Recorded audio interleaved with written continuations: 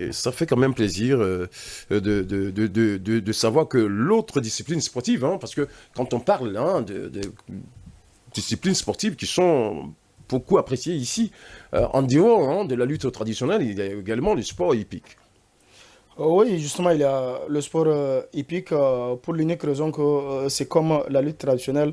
Au-delà de l'aspect sportif, on retrouve l'aspect culturel d'abord. C'est d'abord l'aspect culturel Culturel, ouais. et par la suite, les gens se sont réunis et ont mis sur papier des règles pour pouvoir permettre aux gens de courir et que ça soit un truc de saine émulation.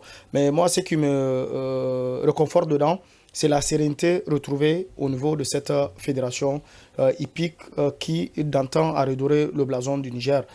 C'est vrai qu'il y a eu une tension qui a secoué la fédération, mais aujourd'hui, tout le monde a tenté de laisser tout ce qui a d'intérêt particulier pour regarder dans la même direction. Et voilà déjà, quand on accepte d'imbriquer les idées, on tombe sur quelque chose de cohérent. Et voilà qu'au moment où les gens sont à Difa, le Niger s'était retrouvé en miniature à Difa pour commémorer le 103e anniversaire de la proclamation de la République. Et ils ont choisi une autre région pour donner un cachet beaucoup plus particulier à la particulier à la fête pour montrer qu'elle est vraiment nationale. C'est vrai qu'elle se passe à Difa, mais elle est nationale. De la même manière, il y a eu aussi d'autres activités sportives dans d'autres régions. Donc, cela prouve à quel point c'est tout le Niger qui s'est réuni pour commémorer ces festivités. Donc, que ce soit à Maradi, je pense bien que c'est bien. Mais j'ai trouvé quelque chose de plus important dedans.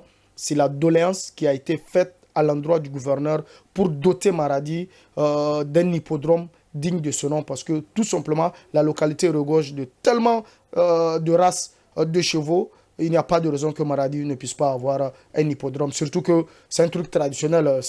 Ils sont déjà ils sont imbus de cette culture. Donc on n'a pas besoin de les fouetter, permettez-moi le terme, ou de les amener de force. Ils y sont déjà dedans. Il va falloir juste leur créer le cadre pour leur permettre peut-être de vivre leur façon, leur passion et pourquoi pas peut-être éclore tout simplement les petits talents qui sont Mhm. dedans et qui pourront avec le temps peut-être s'exporter pour aller dans les autres pays, pour être des jockeys professionnels. De toutes les façons, il est permis de rêver et je pense bien que les jeunes de Maradi doivent continuer à rêver.